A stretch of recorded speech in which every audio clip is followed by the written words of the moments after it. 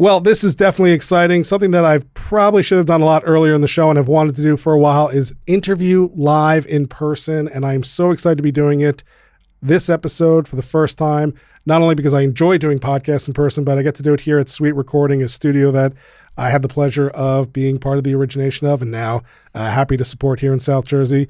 But more importantly, let's talk to our guest. We are chatting with Frank Racioppi. Did I say that right, or did I totally butcher it? It's Racioppi, but that's okay. Frank Racioppi. We are going to get it right. He's the owner and manager of Earworthy Publications. You can find that at podcastreports.blogspot.com. He's also an author of several books. The most notable one you're probably going to recognize as a podcaster is Earworthy, and he's the man behind the Earworthy Independent Podcast Awards. Frank, thank you so much for joining us. Mathew, thanks for being here. Also want to thank Joe for setting up in Sweet Recording. This is fantastic. So thank you, Joe. Thank you, Mathew. Glad to be here. Beautiful setting. Hopefully the audience recognizes the good audio and the nice looking video, even though this is what they have to look at. So Earworthy is been for a while now. It's been kind of noted as this fantastic source of independent podcast awards, right? We have the ones from iHeart and these bigger corporations, which usually they're promoting their own stuff. So why did you jump in and decide to start your own podcast awards, and what was that process like? So, first of all, great question. As you know, as big companies have jumped into podcasting in the last 5 years, notably Spotify, Amazon through Wondery, iHeart, you have these large companies essentially either pushing out independent podcasters or just stealing the spotlight. So, for example, most of the awards, and in the article about the podcast awards, there are a lot of awards for podcasting. They range from the Signals to the Ambies. There's a lot of them. The problem is that most of them are for network-supported podcasts. And if you go back, I believe Julia Louis-Dreyfus deservedly so won for Best Podcast, and not that she doesn't deserve it, but there are a lot of independent podcasts that don't get that recognition. And how that came to me was through a podcast I reviewed. It's a British woman. Her name is EMM. That's sometimes with independent podcasts, weirdly, they don't want their last name out there. I'm not quite sure why, but you're shaking your head, so you've probably seen that. I understand it. Having worked in radio and worked with people who use, weird nicknames, right. I get the privacy that they want. So I interview her one day over Zoom, and we start talking, and I said, so what are you up to? Her verbal diorama is it's a movies podcast. So she'll take a movie. She doesn't review the movie itself. She gives you the history of the movie, how it got started, who wrote it, what happened during production, post-production, so forth. So I said, what are you doing after this? She said, oh, well, I'm the head of the British Independent Podcasting Awards. And my reaction to that was, that's interesting. Do we have an American version of that? And she said, no, I don't know why you Yanks don't. I can't do an English accent, so I won't try. And that got me thinking, gee, I wonder why we don't. So coupled with that is a change in the focus of Earworthy. So the Earworthy, the publication, which basically does podcast reviews, recommendations, and there are a lot of other people who do the same thing, and a lot of really good people who do that. Great Pods is a good one.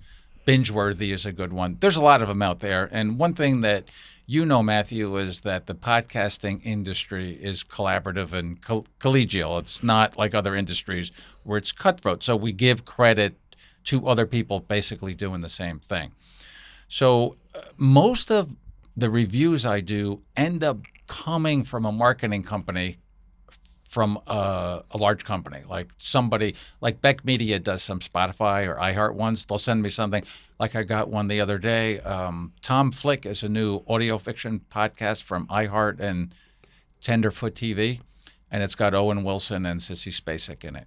Terrific. That's great. Obviously, they've spent money not just on the sound production, but also on the actors themselves. They've spent a lot of money on that.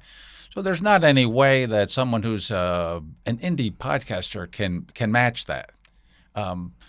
So I just thought about how the field is becoming more and more uneven, and it's hard for people to compete in the indie podcast. And you know yourself, especially since having the other day you had Pat Chung on talking about fan list, and that really is about ways for independent podcasters to monetize their podcasts. And actually, it was a great episode because I learned a lot about all these different methods that I had never even thought of as far as monetizing. And he really did have some fabulous ideas. So, but even if everybody, an indie podcaster, adopted all those ideas, they're still behind monetarily the large network podcasts. Well, and they're behind in attention. I always used to joke that, Shaquille O'Neal could put out a podcast of him farting for 40 minutes and he would probably get 100,000 downloads just because of name recognition alone. Sure. And we are in a world where oftentimes people think podcasters are competing with podcasters, but we're not. We are competing with anything else that consumes our time. And so in this world where YouTube, Netflix, television, radio, music, family, work, right? All these things are competing for our time. It's hard for anybody to stand out, let alone anybody who doesn't have a pre-existing platform. So that's not to say that there aren't independent podcasters doing amazing things. There are. But right, it's hard to get through the noise when you have Julia Louis-Dreyfus, right? She puts out a podcast and yes, it is excellent. Like what she's doing is excellent. The concept is Sure. It's a great show, but she has a huge advantage because she is a Emmy Award winning Julia Louis-Dreyfus. And so, yeah, I see where anybody starting a podcast feels like they're at a disadvantage. Exactly. Well said. And another good example is the Kelsey brothers. Mm-hmm. Their podcast, I think it was Joe Rogan, Crime Junkie, and the Kelsey brothers. I forget the name of their podcast. I know if Joe is listening, he's gonna pop in and tell us what it is. And my wife is gonna be very upset that I don't know this off the top of my head because she's a huge at New Heights with the Kelsey brothers. Yes. But yeah, they Pod News would constantly show, who are the top podcasters. And for a while there, especially around the Super Bowl and Taylor Swift, right, they were right up there in the mix all the time. Sure. And it's really the Shaquille O'Neal metaphor, which is it's not that it's not good. They're actually quite entertaining, but it's because they're the Kelsey brothers. And so that's all you end up needing in order to do that. The one thing I will say about that whole concept is that a few years ago, these big networks thought, you know what we're going to do? We're going to take a social media influencer and we're going to put them on a podcast. And that went on for about 3 years. It's slowed down a lot now because one of the things they discovered is that someone that makes a 30-second TikTok video or an Instagram reel sometimes can't sustain 40 minutes of a podcast. They don't have that much in the tank in order to get a dialogue or conversation going. And so those have sort of died out a little bit. But the celebrity ones still continue. I get something from any one of the marketing media companies at least once a week. This person is starting a podcast. Here's a good example so we have in the last couple of weeks, this is rocketed up to the top, is the NCIS Rewatch podcast, whose name escapes me right now. I did write about it, and I listened to it, and it's actually quite good. But those, and there's another one, which is Melrose Place and 90210, which just came out. Those kinds of rewatch podcasts end up with a built-in audience because everybody, it doesn't matter actually who's the host. So usually they get people that used to be on the show. But even if they don't, you're like, oh, wait a minute, I used to love this show. I need to listen to this podcast. Right. You're already a fan of the brand. And so it's really easy for those people to come along. A great example, actually, so I listen to Conan O'Brien a lot. Which I love. And funny enough, I never watched Conan. I had some time, and I remember saying, somebody said, oh, he's really funny, check it out. I went back, I listened to the whole thing. Well, recently, he got Ted Danson and Woody Harrelson to launch a podcast on his network called Everybody Knows Your Name, which is a reference to Cheers, where the two starred together. And that same effect, right? Like, oh, I know these guys. I should listen to it. And I know the guests that they're having, I should listen to it. Lovingly, I don't love it. It's not. It's interesting. It's a very calm, dry, slow energy, and it's just doesn't do it for me. That's not to say that there's not a lot of people who are going to love it, but I fell victim to that same thing. I said, oh, I recognize the names. These are stars and people who I know. I would enjoy the show, and turned out I really didn't. Interesting. Haven't unsubscribed yet, so you're still getting my downloads, which is nice. So let's go back to what you do. So Earworthy, how do you figure out who is going to be in the mix, right? Who is nominating or who gets nominated, and who ultimately decides who the winners are going to be? Great question. So I'm a South Jersey person like you, Matthew, but I have, in my travels, I have met some podcast people that there's a gentleman I know named Jim Driscoll. He lives in Minneapolis. So we communicate. He's a podcast consultant there. Another gentleman, George Witt, who's out in San Francisco, and a woman I've known for years. I used to work with her, Lachey Jones. She does a podcast, and she's in Plano, Texas. Plano's right next to that. You're shaking your head. I had a frat brother who lived in Plano. Yeah.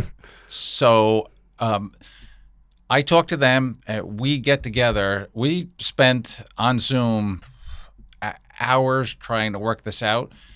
First of all, because it's hard to corral independent podcasts. Well, there's every time somebody reports on the number of podcasts, they talk about the millions, but there's still, even if you look at the number of podcasts that are over 50 episodes, there's still 70 or 80,000 of those, right?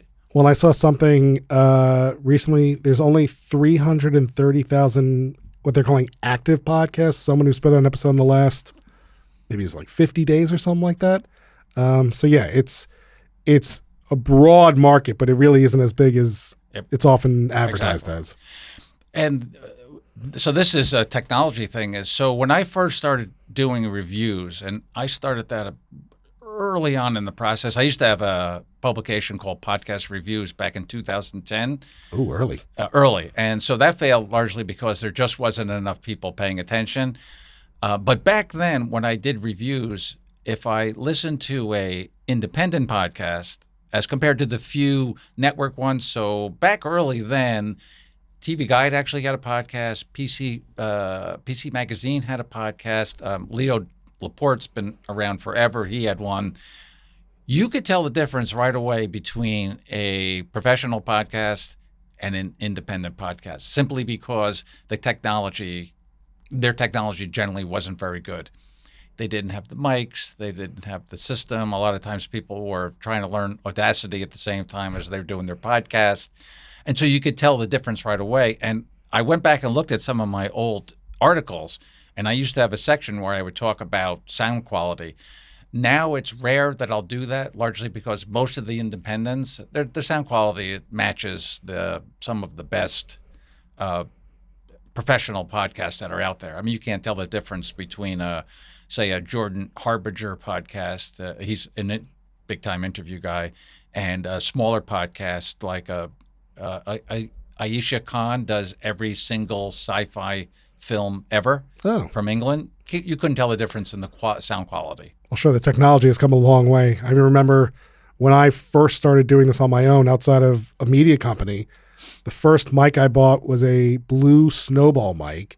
It's like $80. It was terrible.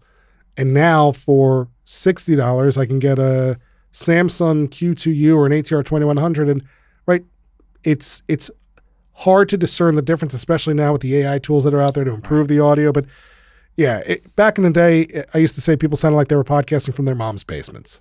Exactly. Yeah. They sounded like really far away. Sometimes two people or three people try to use one mic, and you could tell they'd get the pops. All those things were going on. But that's for a independent podcast that gets a good amount of listens. That's rare for that to happen now. You can't really tell the difference between them. I mean, there's a podcast called 6 Degrees of Cats. It's one of the award winners. It's by this woman who's she calls herself Captain Kitty, but her name is Amanda B. She uses, do you remember Rip Taylor, the old comedian back from the 90s? Yeah, he would have, he would squeeze horns and everything. She throws every sound trick and design and device that you have at it, there's always something happening there, which for an independent podcast, she's got a lot going on. You would think, well, I'll just keep it as simple as possible. But she's that good that she makes it good. It's a deep, rich, sort of resonant tone to the whole podcast. You know, it's funny you say that too, because now I hear some professional podcasts, and when they don't sound good, I think to myself, why the hell can't you sound as good as all these other people? I notably, I'll listen to Jon Stewart's new podcast every once in a while, and sometimes I wonder if he even has a mic. Oh. And I'm like, this is a guy who worked in television. He's got, his quality should not be an issue. And sometimes I find that it is, which is strange. That's actually funny you should say that, because he just started that weekly podcast, and I listened to it because I'm a fan. My reaction was actually the same way. I'm like, wait, is he not doing this in the studio, or is he just doing this at home, or what's going on here? Well, and he was doing one when he had the Apple show too. Yeah. And that was similar. He must be doing it from home. And again, somebody just buy him a Q9U or there are mics for less than $300 you can buy that just plug it in work. It should be that simple. But anyway, so there's no difference now, right? Quality is no longer an issue. Right. It's not. It's a leveling factor now. Exactly. So I think you were talking about podcasting in relation to all the other activities that people can participate in. And it's podcasting's not just competing with themselves, but with Netflix and video games. And so one of the strengths of independent podcasting that I think the Wonderies of the world and Spotify still haven't picked up on is that podcasting right from the beginning is a niche within a niche. So, for example, one of the things I love to do is search for unique podcasts. So there's a guy who, he hasn't done one in a little bit. He does a podcast about tattoos, which isn't that unusual. And he has a video part, of course, he can show the tattoos. But the difference is he does it about tattoos that people have messed up. And so it's actually pretty hilarious. And so he goes around, apparently takes pictures of people's tattoos, and he'll say, well, somebody will have a misspelling or whatever. But the whole idea, I mean, it's kind of quirky, but the whole idea is that you can have a podcast in which the topic is so arcane that no other format would even touch it. They're like, okay, if I write a book on this, how many people will read it? 50 people? But with a podcast, I think I was telling you earlier, there's a woman that I used to work with. She started a sewing podcast called So What, which is a great name. She ended up with, she passed during COVID, but she ended up with 5,000 listeners before she passed on a sewing podcast. It was amazing. And if she didn't do it weekly, she would get people saying, well, where's the podcast? And so you would think, well, who wants to hear about sewing? Well, apparently at least 5,000 people did. She didn't do any marketing. She didn't do any social media, no SEO, zero, and she still got 5,000 people. So for a lot of these people that are in these awards, these are, a lot of them, if you look at them, they're unique topics, or they're topics that everybody does that they've done extremely well. And so a good example of that, I actually brought my list here so I could look at so I don't mess anybody up. So here's one here, which is pretty unique. It's called Because the Boss Belongs to Us. This is a pretty recent one. It's two women from England, and their whole concept is, so they are part of the LGBTQ community. Their whole concept is they want to make Bruce Springsteen a gay icon. Yeah, and that was my reaction too. The state of New Jersey is going to have some words with you about that. And so they start out by saying, when you think about gay musical icons, who do you think of? Elton John, Cher, Mariah Carey. But we're going to work hard we're going to make Bruce Springsteen a gay icon. And it's a limited series, and I've finished 4 episodes so far. But it's terrific in which they do it. They take some of his songs, they look at some of the lyrics related to their life and their lifestyle.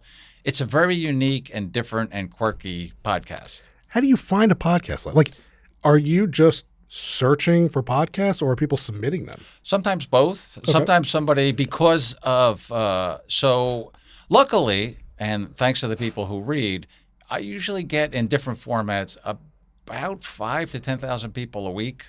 So people will read, and obviously podcasters will read. Somebody will send me a message. Here's a good example of one of the audio fiction podcast. It's a podcast called Hobo Code. So hobo is an older word from the Depression. Right. People that rode the rails, the hobos. And it was designed by a couple people. It's a Shane Portman, a Paul Packler, and Ruth Gamble. That's Shane's wife. They're Hollywood people. They're not podcasting people. They're video people. They're filmed. They have won a couple awards in Hollywood. They decided to do on their own an audio podcast. And so I think Shane and Paul wrote it, and it's called The Hobo Code. And it's about these two hobos and this young girl who her parents have left her with this cruel uncle. And her life is so bereft of anything positive that her toy is a soup can. And if you go out and look at great job on the graphic design, if you look at it, the Hobo Code's written inside the soup can. But it's just absolutely a terrific audio fiction podcast. There's no actors you would know. Oh, I take that back, actually. There is, I'm trying to think, they were able to get somebody at scale, and I'll have to look it up and who it is, but they got one actor that we would know there. And, it's Bill Pullman. Oh, wow. Yeah, I know. That's not a small name. I know. I couldn't think of his name. I kept thinking Bill Paxton, because that's not possible, sadly. But it was they got Bill Pullman to have a small role in there. But anyway, it's a terrific podcast. It came out about 6 months ago. They sent me a message saying, "Hey, can you listen to our podcast?" And listen to it, and absolutely loved it. Send it to the other folks that I know and a few other podcasters. And I know a few people who do podcast marketing, send it to them. And so now he sent me a message the other day. So we started out on episode 1 with 25 downloads and about 40% completion rate. And now he's up to 7,000 and a 74% completion rate. So that's darn good. That's pretty good. Yeah. So you're not putting these up there and letting people vote. It's you and like a committee that's kind of making this choice? Yes. We were going to do it the other way. That's actually, I'm glad you brought that up. But we just thought that would mean because of these podcasts are indies, so a lot of people have never heard of them before. So it would be like, okay, you have to go out and listen to it. And we thought that was such a long process. We wanted to jumpstart this. I mean, some of these podcasts do it's not like they're not getting downloads. There's a podcast called Salad with a Side of Fries. Yeah. And one of the things I love about that is it's a health and wellness podcast by this woman, Jen Trebek. And she's kind of interesting because since you work for the Wall Street Journal, she worked in New York City for a couple of investment firms. That was her background. She decided that this isn't fulfilling enough. I'm going to do something different. And she got into fitness training. And from that, she started a podcast and a whole fitness regimen called Salad with a Side of Fries. And the whole idea which I love which is kind of baked into the name, is that salad, which has this healthy halo effect, and fries, which does not. Her concept is you don't have to, you can still have fun, eat, cheat a little bit, and still be healthy. And that's so she'll go on and look at how diets sometimes are counterproductive and they don't work, and you don't have to go and do something where if your mouth touches a carb, oh my gosh, I have to cleanse myself. So it's a great podcast.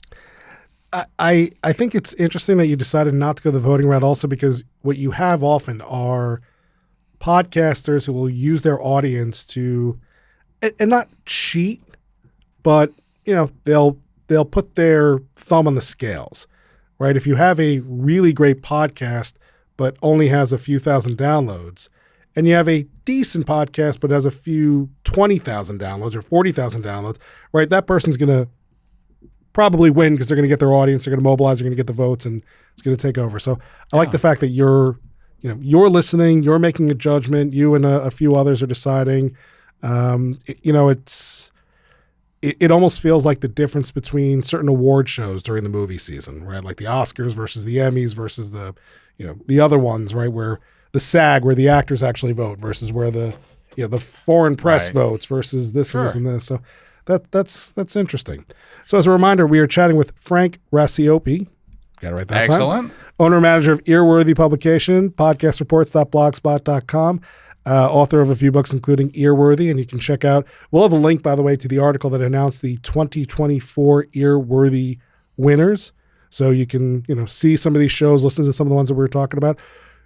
Now that you've done this, do you have plans for what you're going to do next year? Are you going to change things up? Are you going to do some sort of live reveal like we might get for some of these other awards or anything like that, or still going to keep it tight ship like you have it right now? Oh, great question again. And the answer is that we are going to do some things different, largely because we did get a lot of attention because of the award. So to be honest, we would like to include people like you and Matthew's a little, if you didn't see that, Matthew's a little suspect on that. But a lot of other people into the process. Going back to the voting thing, and you are right about that. But if you look at a lot of the major awards, they always, generally speaking, are by committee. The committee are bigger names than me, like James Crinlin or Ariel Nissenblatt or Brian Barletta. Bigger names, but it's still the same concept. This committee gets together and decide who's going to win the award. So that may not change. It's just that the committee itself would grow and bring some people in, including some of these winners and some of independent podcasts. Well, I think Ariel's on the list of somebody who won this past year with her show, Ariel and Ned's Daily Tips. Yeah. And Ariel, I believe, is the one who drew my attention to you. I believe she posted about it and mentioned and talked about it. And, she is a huge advocate and champion of independent podcasters. And so when she said this was a worthy cause, I said, yep. I'm going to have to look into this and check in with Frank and see what's going on. So I am glad I caught that message from her. I'm glad we got the chance to chat. While we have you, we have a couple of questions we like to ask all of our podcasters. Is there a place in the podcasting world where you would like to see improvement? It could be software, equipment, right? Anything. Is there just something about podcasting, and you've paid attention to it for a lot longer than most? Is there something today that you want to see done better? Oh, great question. I am a faithful listener of your podcast, and I love when you ask that question. People have terrific answers, but it's a good ending question. There's a couple things. One is, I think, just for existing podcasters, both network or independent, they really need to look at editing their podcast. I think we talked about this, and you said a podcast is as long as it needs to be. Yep. Right? Which is excellent. But there's people that somehow, because of people like Dan Carlin and Joe Rogan, they're thinking, you know what, my podcast can go 2.5 hours, especially interview podcasts, where I've listened to podcasts where the interview is excellent, except I'll listen to points where, well, you're kind of saying the same thing again. You probably could have edited this, and instead of 90 minutes, it could have been 40 minutes and just as effective. So I see that trend where they're going longer, and that doesn't just have an effect on that particular podcast, but so think about how most podcasts, even with YouTube, are consumed. Generally speaking, most people are consuming podcasts and they're doing something else.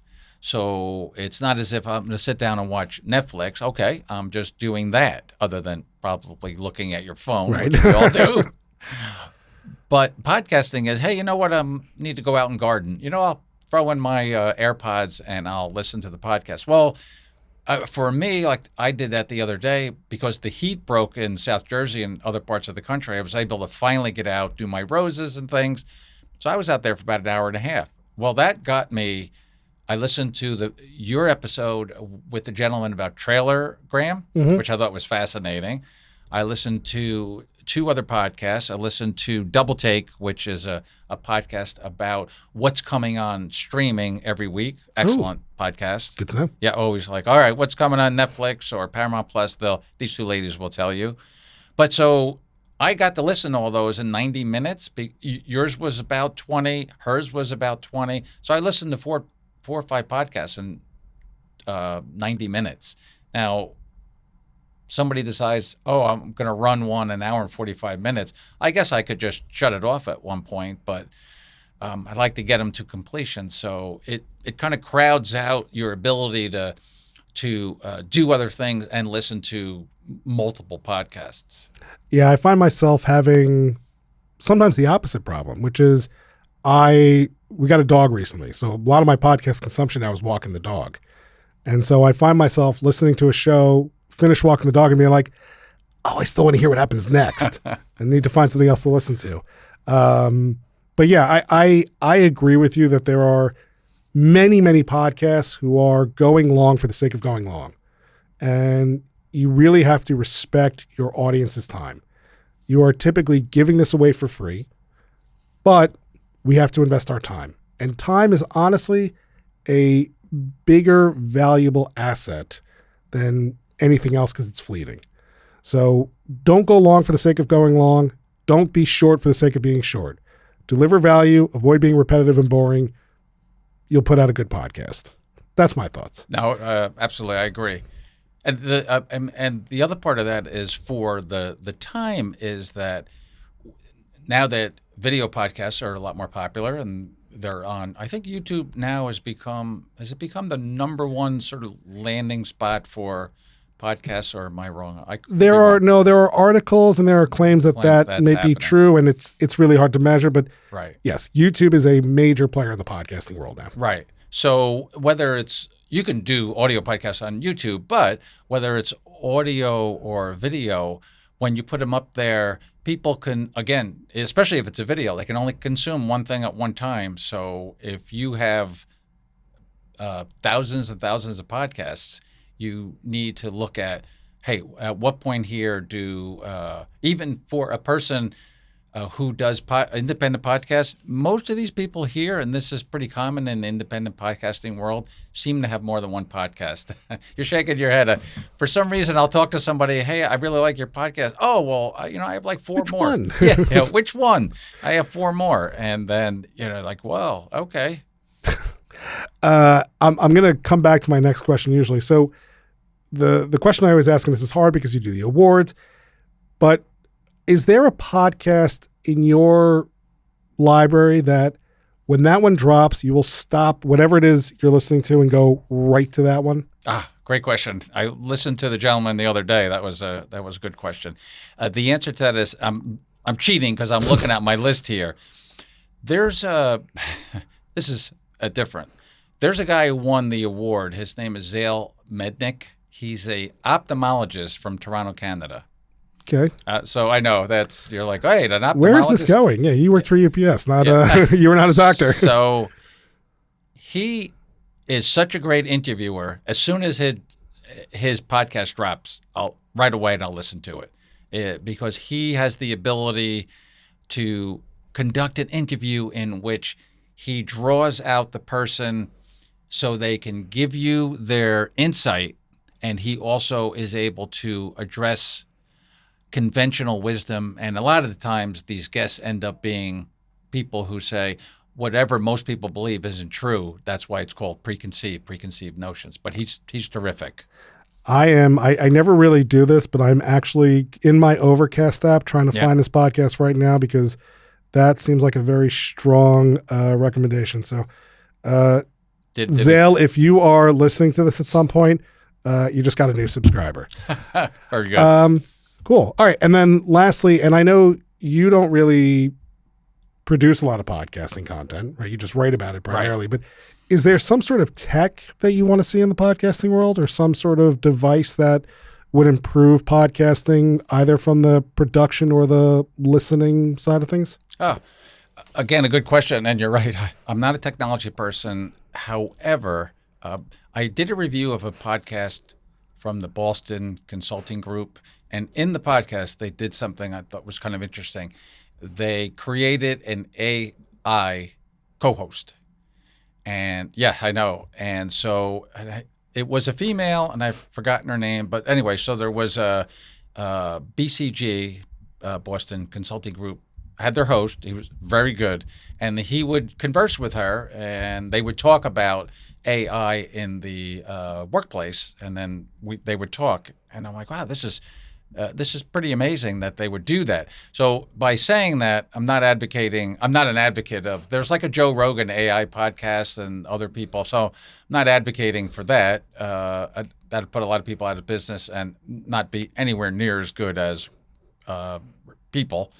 But I think there are AI tools, and listening to your podcast and Mr. Driscoll, who's in Minnesota, there are AI tools that can make your podcast so much more seamless, flawless, better technically, and not just from the technical perspective, but also from the perspective of just the content as well. So yeah, I am an advocate for AI when used appropriately and not to replace people not listening. I don't want to hear an AI host.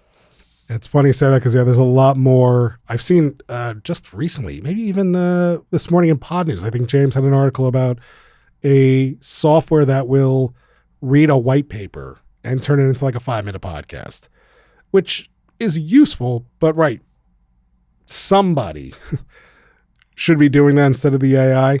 I remember seeing a great quote. It's like, I'd much rather have my AI doing my laundry and taking out the trash and not having it replace my artists. Like that would make the world a better place. And we seem to be on the opposite side of the spectrum. And of course, one area that's related to podcasting that is impacted by that is the audiobook narration industry, because they're scared about that. I listened to an audiobook by an AI. It was a short book, so it's only a 49-page book, and by the author. And the idea was you're supposed to kind of weigh them to see which one you thought was better. The AI was quite good, but there's something sterile and sort of vacant about the AI voice that the author put something into it, and I still would gravitate towards the author than the AI voice. So I imagine that's not too dissimilar to, you're here with a journal that has the Beatles on it. Yeah. I imagine you're the same kind of person who would say, the CD sounds great, but there's just something about the record. Oh my gosh. Right? It just has a different warmth. And that's probably a very similar thought with, these new AI technologies versus the actual person who is, performing that podcast. You must have been looking at my home because I have a great vinyl collection. Absolutely. You and my uncle would get along very well. Really? He's a huge Beatles person. We'll talk about that.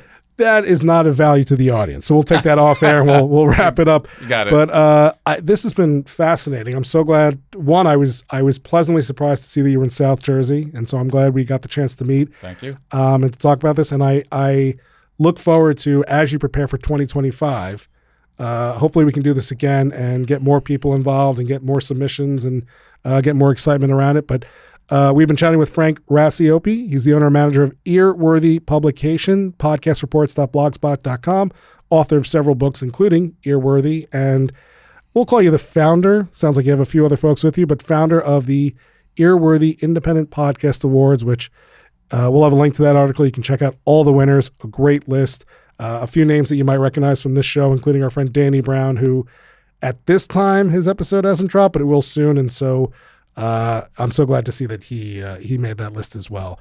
And before we go, a special thanks to Joe Gongemi at Sweet Recording, which thank you, Joe. Pleasure of hosting us. But Frank, a real pleasure. Thanks for coming in today. Matthew, thank you. I appreciate it. It was a good time. Thank you.